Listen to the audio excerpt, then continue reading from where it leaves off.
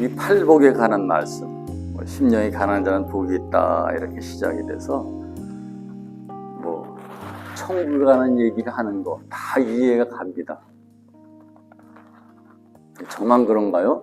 불쑥 온유한 자는 땅을 기업으로 받을 것이다. 이 조금 생뚱맞지 않아요? 왜 갑자기 땅 얘기가 나왔을까? 한번 곰곰이 생각을 해봤어요. 온유한 자가 복이 있는데 그 온유에 대한 결과는 땅을 기업으로 받을 것이다. 이렇게 말씀하고 있어요. 우리가 만일 온유한 사람들이라고 한다면 땅을 기업으로 받을 거지. 말만 들어도 좋지 않아요? 근데 왜 하필이면 땅을 기업으로 받을 것이다 이런 말씀을 했을까요? 온유라고 하는 말은 생소하지만 우리가 지난번에도 말씀을 드렸듯이 그 원어적인 의미는 조금 설명을 제 나름대로 해본다면 강인함 가운데 부드러움이라고 그럴까요? 실제는 강인한데 아주 강한 사람인데 사실 그 사람을 통해서 나타나고자 하는 이미지, 나타내는 이미지는 아주 부드럽다 하는 그런 의미로 생각이 됩니다. 어떤 분은 이 온유를 온순하다고 하는 표현으로 주석을 한 분들도 있어요. 그 말에 동의합니다. 저는 그래서 곰곰이 생각을 해보다가 그런 생각을 했어요. 물론 흐름은 천국에 관한 것을 말하고 있어요. 이상적인 그런 우리 생각. 비록 땅에 발붙이고 우리가 이 지구에 살고 있지만 우리의 생각과 목적 이런 것들은 하늘나라, 천국의 소망 이런 것들을 바라야 된다, 바라야 되는 거 아닌가 하는 말씀인 줄 압니다. 그런데 이 말씀에 대한 것을 일반적으로 대체적으로 주석자들은 세 가지로 주석을 해요. 잘 한번 생각해 보세요. 하나는 이 성경을 문자 그대로 받아들이는 거예요. 문자적으로 이 땅, 실제적으로 땅을 받을 수 있다는 거예요. 어떻게 보면 의미를 들여서 얘기를 해본다면 땅은 물질이라고 볼 수가 있어요. 우리 지구 위에 우리가 서 있는 이 땅, 그리고 이 성부는 흙이라고도 볼 수가 있어요. 흙. 동의하십니까? 그리고 두 번째로는 이 땅은 물론 우리가 발붙이고 사는 이 땅이기도 하지만 하늘나라의 땅을 의미하고 있다. 하늘나라의 땅을 우리가 소유할 수 있다 하는 말씀으로 이해를 합니다. 이 말에도 동의를 합니다. 그리고 마지막으로는 이 땅을 그리스도로 표현하는 그런 경우가 있습니다. 의미적으로 이 땅은 우리가 발붙이고 있는 땅은 바로 그리스도다 이렇게 해석을 하는 그런 분들이 있습니다. 저는 이 말에 동의합니다. 이 땅의 성부는 흙인데 우리는 이 땅 위에서 태어났어요. 이 땅의 흙으로 태어났습니다. 하나님이 그렇게 만드셨어요.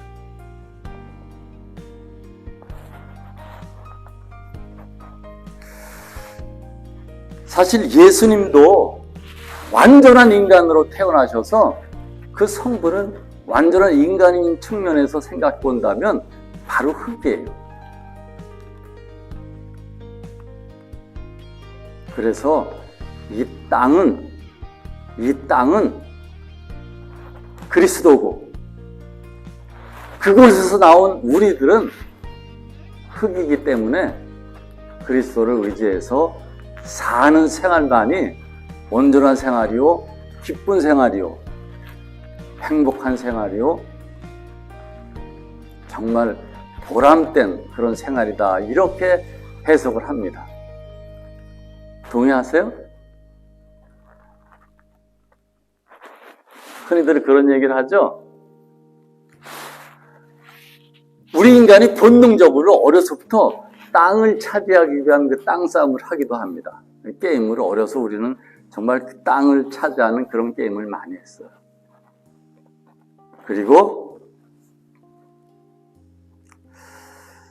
사실 우리는 흙이기 때문에 이 흙, 땅과 가까울 때 가장 편한 우리의 자세라 그럴까요? 우리의 속성이라 그럴까요? 그렇기 때문에 그런 얘기를 합니다. 이 서 있는 것보다 앉는 게 편하다고. 왜냐하면 우리는 흙이기 때문에 땅과 가까울 때 편안함을 느낀다는 거예요. 그리고 또한 앉는 것에서 끝나지 않고 불어넣어버리면 그게 흙하고 가장 가깝기 때문에 가장 편안하다는 그런 얘기들을 합니다. 이 말에도 역시 동의를 합니다. 우리가 의미상으로 그 맞는 말이 아닌가 하는 생각을 합니다.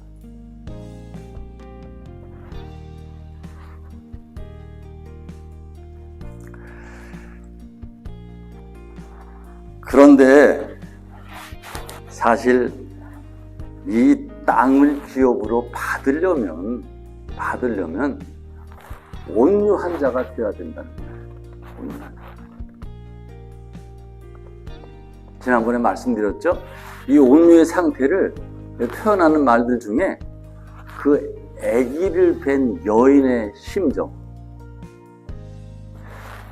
쉽게 얘기해서 자기는 커피가 땡기고 그냥 커피를 먹고 싶은데 아기 때문에 먹질 못하는 거야. 조심해라. 아기 잘 낳게 하기 위해.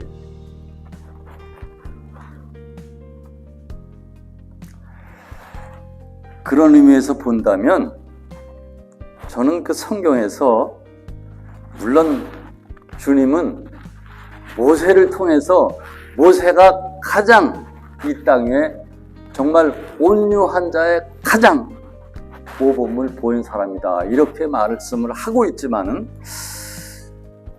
저는 그런 생각이 들어요. 표현을 해본다면 그 열왕기하 5장 이하에 나오는 그 나아만 장군의 얘기를 한번 드린 적이 있죠. 이 나아만 장관이 물론 그 성경 가운데 온유라는 표현은 하지 않고 있습니다. 그러나 그의 그 인간적인 됨됨이가 정말 온유함을 잘 표현한 그런 행동을 한 사람이 아닌가 하는 생각을 해봅니다.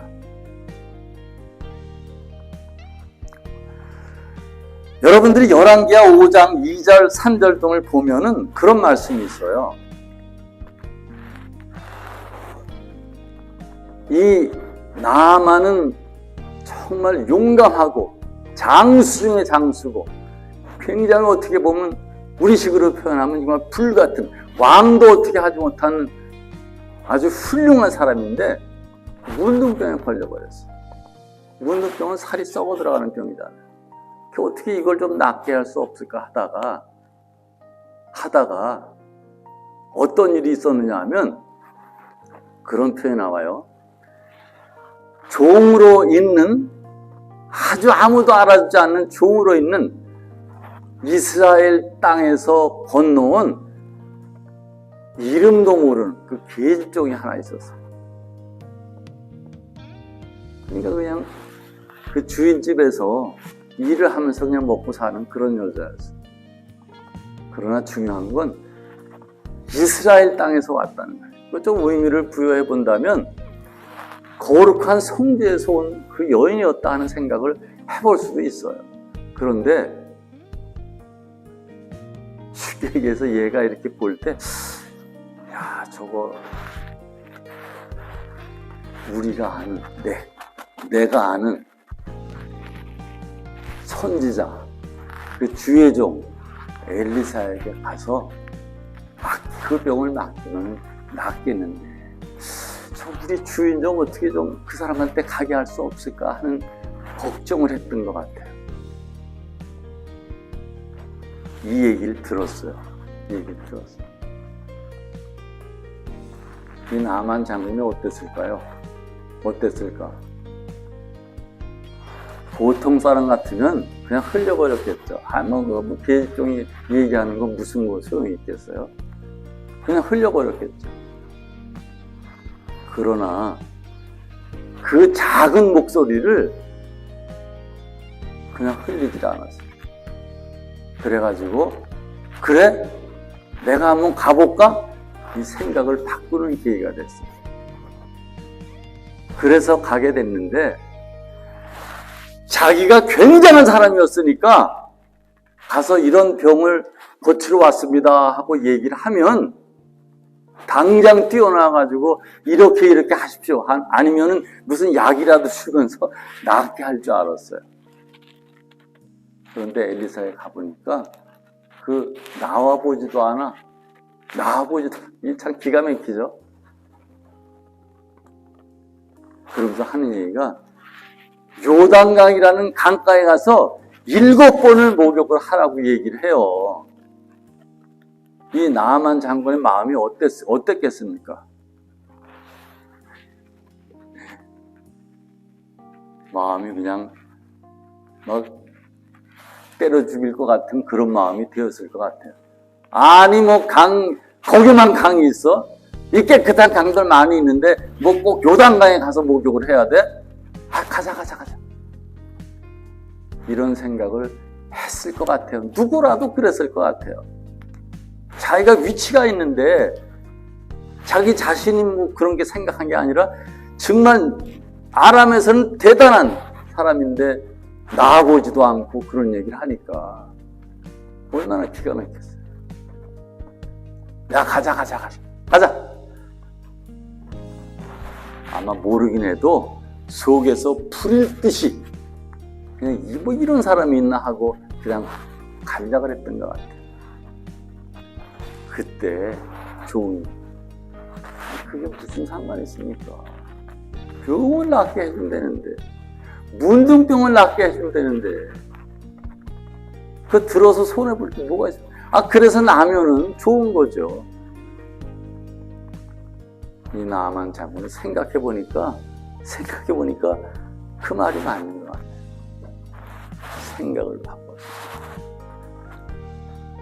생각을 바꿔서 그래 한번 해보자. 그래서 가서 이제 목욕을 요단강에서 합니다. 어떻게 됐어요? 결국은 좋은 고침을 받았습니다. 본인도 놀랬던 것 같아요.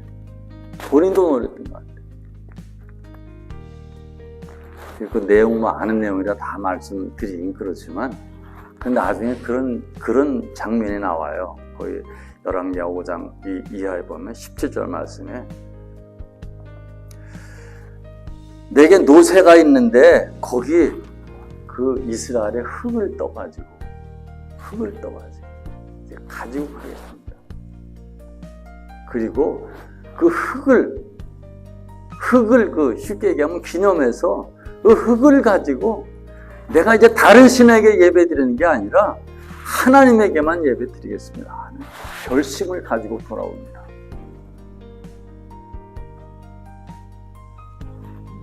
이게 바로 참음인, 이게 인내하는 그런 온유한 사람의 모습이 아닌가 하는 생각을 저는 해봅니다.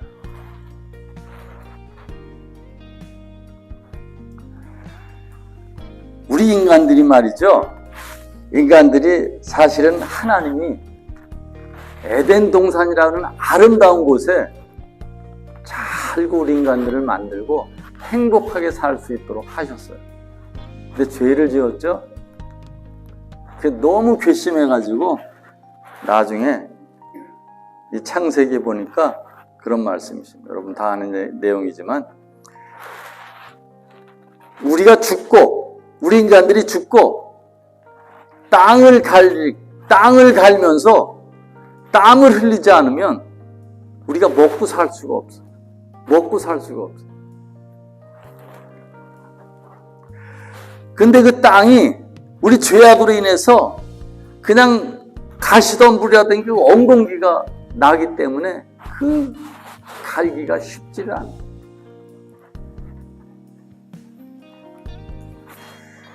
저는 이 가운데 하나님이 왜 그렇게 하셨을까? 저는 그런 생각을 해봅니다.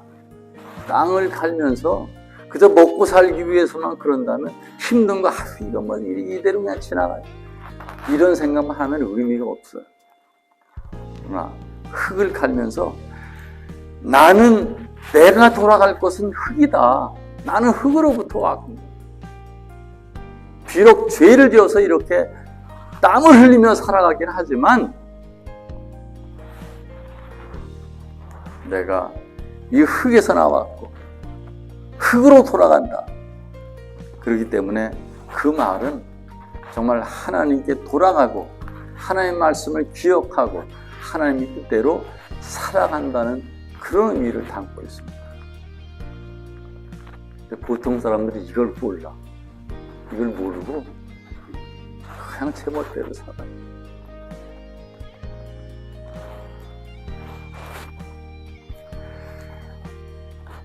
저는 집에서 가정 예배를 드리면서 열왕기하에 대한 내용을 쭉 보는데 우리 집사람하고도 그런 얘기를 했어요.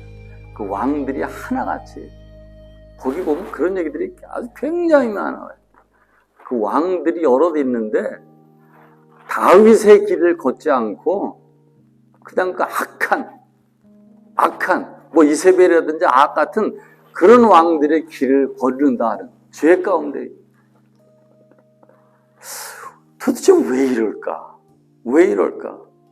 왜 이렇게 많은 사람들이 이렇게 정반대로 하나님 뜻에 의해서 태어나고 왕들이 됐는데 왜 이렇게 명령을 거부하고 지멋대로 살까? 계속. 우리 인간들의 속성이 죄 가운데 있는 속성이 아닌가 하는 생각을 합니다. 그냥 하나님 뜻대로 산 왕들은 하나님 안에 하나님의 이름으로 정말 정직하게 살아왔던 왕들은 별로 없어요. 여러분들은 어떠세요? 여러분들은 나도 모르게 죄를 짓는, 나도 모르게 그냥 내 멋대로 하는 그 죄성을 갖고 생활하지 않습니까? 자기가 죄를 짓고도 몰라. 어떻게 살고 있는지 알 수가 없어. 그리고는 주님 앞에 설 때 내가 주님을 잘 믿지 않았습니까?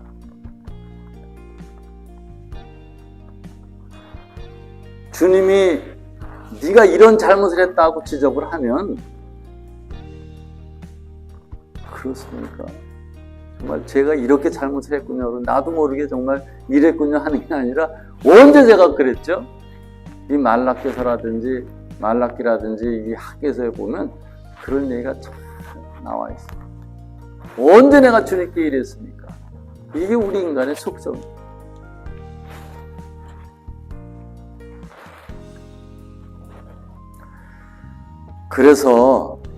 그래서 뭐 저만 그런가요? 이 팔복에 가는 말씀 중에서 필요하고 중요한 말씀이지만 이 온유한 자, 이 온유하기를 정말 그렇게 닮아서 살기를 원하는 마음이 이 땅에 사는 동안에는 가장 필요하지 않은가 하는 생각을 해봅니다.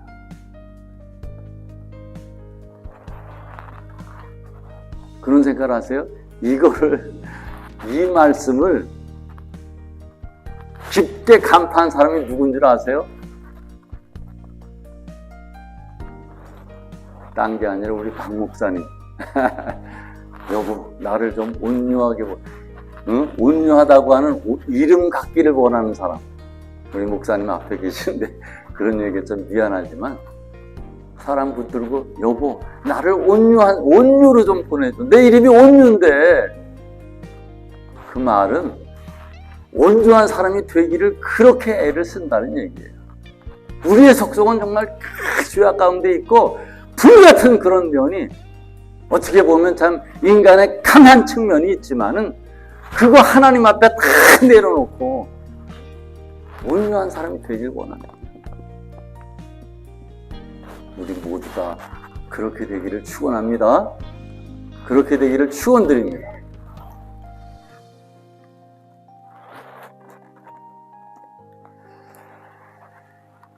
그래서 우리가 이 땅에 발을 붙이고 살지만은 우리의 몸과 마음은 온유를 담고자 하는 그런 마음이 있어야 돼요. 온유의 추구가 있어야 돼요.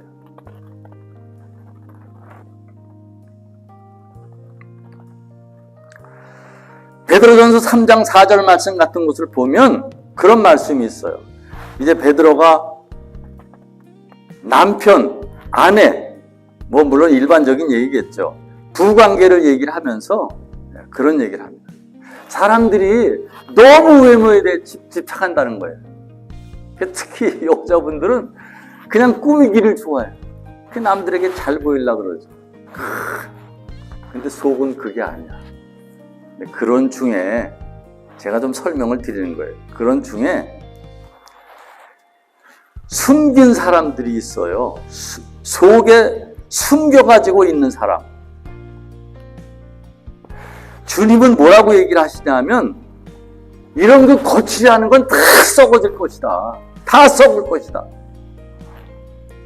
그러나 어떤 사람들은 숨기고 있는 속 사람의 속에 숨기고 있는데 그것이 바로 온유라는 거예요. 온유. 온유를 숨기고 있어요. 하나님은 이를 가리켜 하나님 앞에 가장 값진 것이라고 말씀을 하고 있습니다.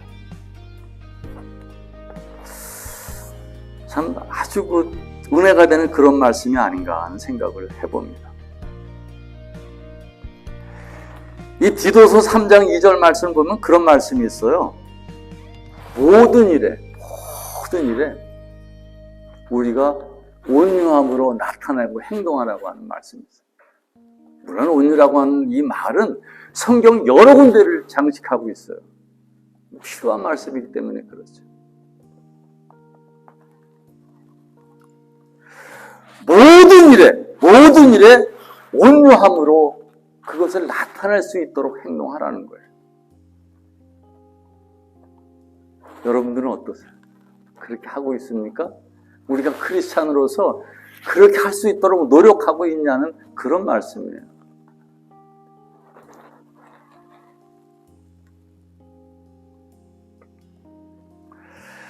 디모데후서 2장 25절 말씀 같은 것을 보면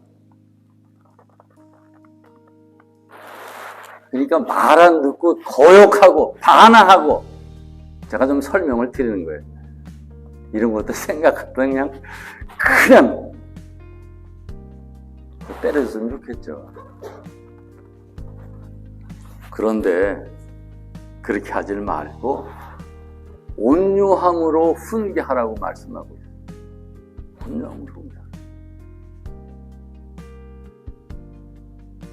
내가 어른이 되고 내가 가리킬 만한 사람이고 뭔가 말을 충고할 만한 그런 입장이 있다면 바로 가장 필요한 덕목은 온유라는 거예요.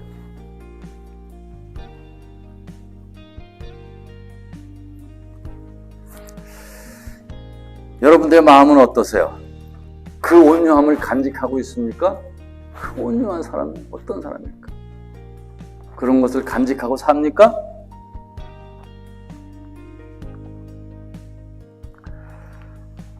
마지막으로 한 가지만 더 얘기한다면 바로 이런 마음을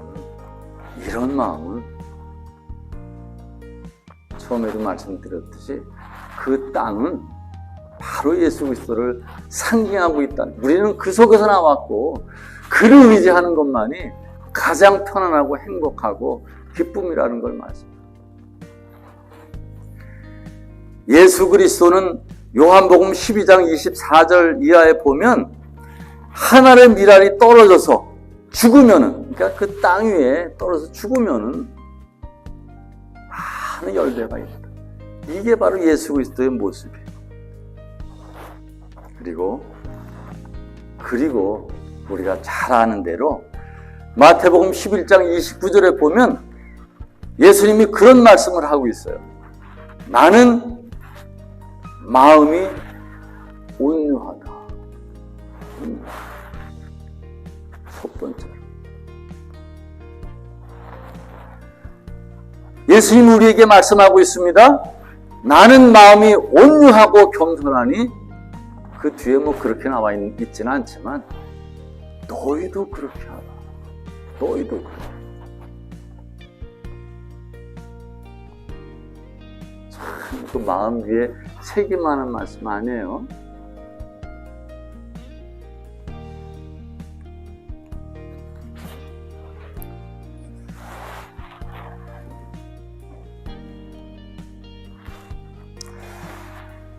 마태복음 13장 32절 이하라든지, 뭐 물론 마가복음이나 누가복음 다 나오는데, 저는 참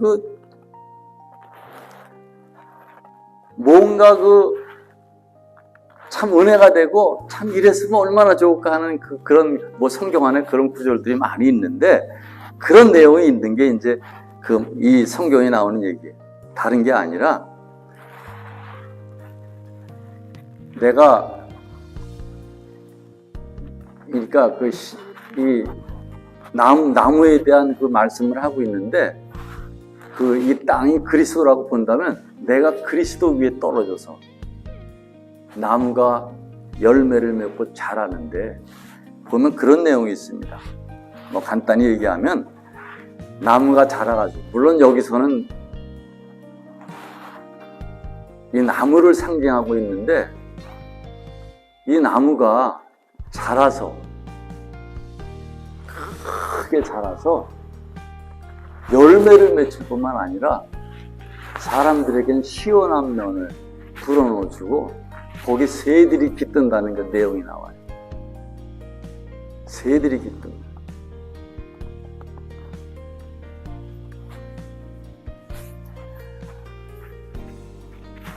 뭐 물론 이 성경에는 가장 우리가 시 중에서도 가장 작다고 하는 그 겨자씨가 그 땅 위에 떨어져서 열매를 맺는 나무가 되고, 그 나무가 자라서 가지를 치고 크게 자라가지고 그늘을 만들고 해서 새들도 날라와서 또 사람들도 와서 쉬고 가는 그런 것을, 우리 그리스도인들이 그런 걸 줄 수 있다면 얼마나 좋을까요?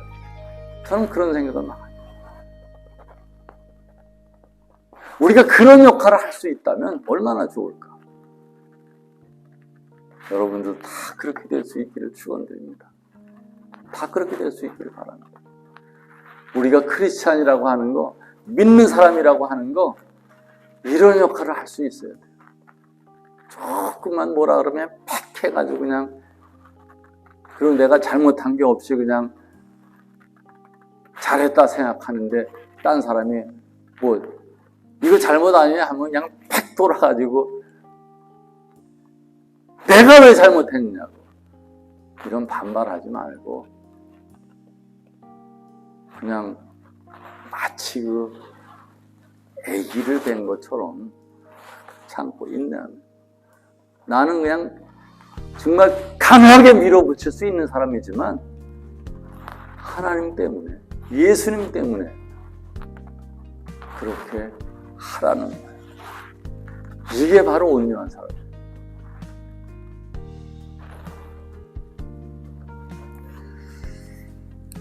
근데요, 아주 중요하게 볼 말씀이 있어요. 뭐냐 하면, 여러분이 잘 아는 말씀, 갈라디아서 5장 23절의 말씀. 갈라디아서 5장 23절의 말씀. 이게 뭐예요? 이게 뭐예요? 성령의 열매에 관한 말씀이 있는데, 거기 그런 대목이 나와요. 오직 성령의 열매는 거기 나오는 내용 중에 온유가 나와. 온유. 그 말씀의 의미는 온유의 마음가짐, 그 신앙의 자세는 바로 성령의 열매라는 거예요. 성령.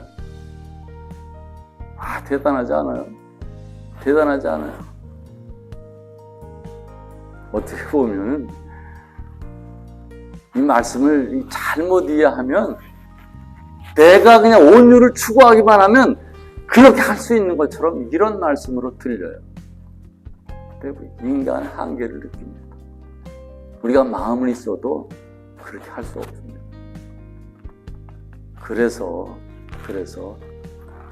이 온유는 물론 열매 많은 것들이 있지만은 온유는 성령의 열매다. 이것을 말씀하고 있습니다. 성령. 쉽게 얘기하면 예수님이 역사하시고 하나님이 역사하시는 가운데 우리 마음속에 온유를 담고 온유를 품게 만드셔서 온유한 마음을 드러낼 수 있는 거예요. 바로 이것이 온유한 사랑입니다. 사랑하는 여러분, 아무쪼록 우리 모두는 다 우리 교회에 나오는 모든 분들이 온유한 사람들이 다 될 수 있기를 주님의 이름으로 축원드립니다. 주님의 이름으로 축원드립니다.